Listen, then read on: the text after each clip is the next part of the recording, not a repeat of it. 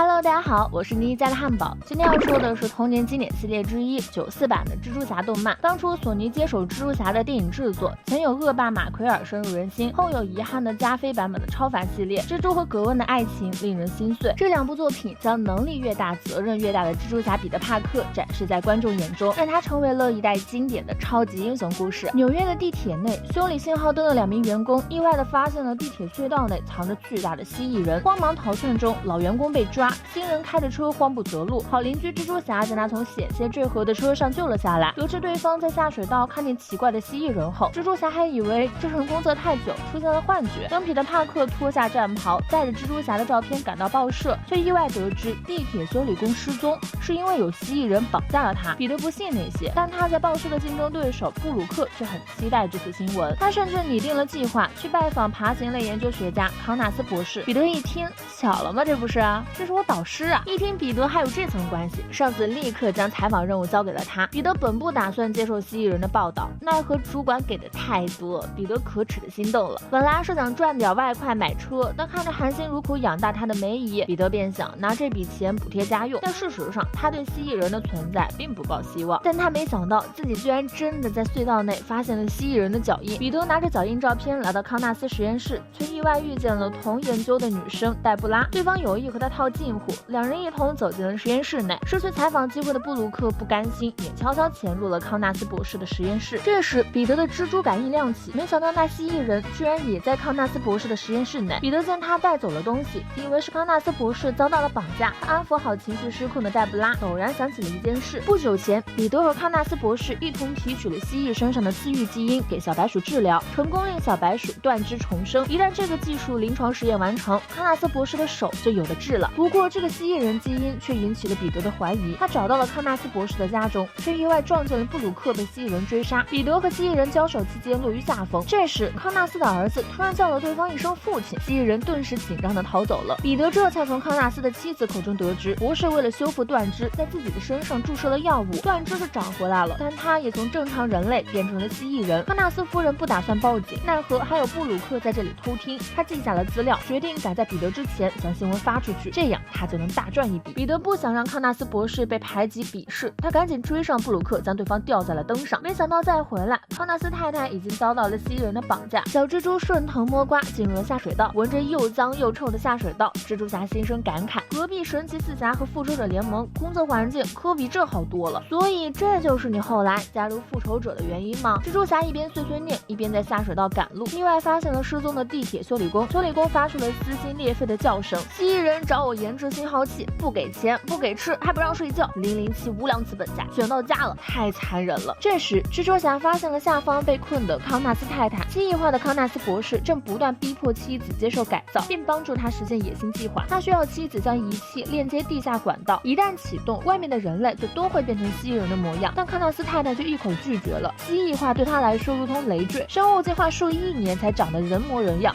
接受了蜥蜴化不就一朝回到解放前了吗？康纳斯博士有些动摇，彼得用蛛丝安装好照相机，在康纳斯博士打算动手，他开始基因变异，导致了康纳斯博士的思想也变得残忍了起来。于是彼得主动引开康纳斯的注意，不料康纳斯太太居然打算拿走蜥蜴化武器，康纳斯扭头去抢夺转化器。彼得虽然拽住了康纳斯，但康纳斯的尾巴却击中了自己的妻子，这要是搁在如今的电影里，那就又是一把大刀。康纳斯博士彻底黑化，恨上蜘蛛侠。好在当时的编剧没打算搞反转，饶了太太一命。转化器掉进了下水道的石头上，彼得抓住机会夺得转化器，打了老婆。本能害怕的康纳斯博士见状支棱起来，和蜘蛛侠一顿扭打，掉进了下水道中。彼得凭借惊人的行动力将转化器的无效化按钮启动，于是苏醒过来的康纳斯太太看着水中冲起七彩光束，咦，好，我中了。右耳蜘蛛侠加 S 尔觉醒前蜥蜴人康纳，恢复原样的康纳斯被彼得打捞起来，太太劫后余生的搂住了丈夫，而昨晚被彼得吊起来的布鲁克化身小丑，信誓旦旦的叫来了警察和主管，决定带他们上门亲自去看蜥蜴人。但这时的康纳斯早就恢复了正常，于是布鲁克惨遭打脸，彼得则兴高采烈的将1000美元交给了梅姨。睿智的老人家得知他拍摄了蜘蛛侠大战蜥蜴人后，看破不说破。94年的蜘蛛侠动漫是相当一部分人的蜘蛛侠启蒙，第一次看的时候还是在央视的少儿频道，只可惜现在很少有看到这种经典美漫播出了。那么本期视频到这里就结束了，我是妮家的汉堡，喜欢蜘蛛侠的小伙伴记得点赞评论哦，我们下期再见啦，拜拜。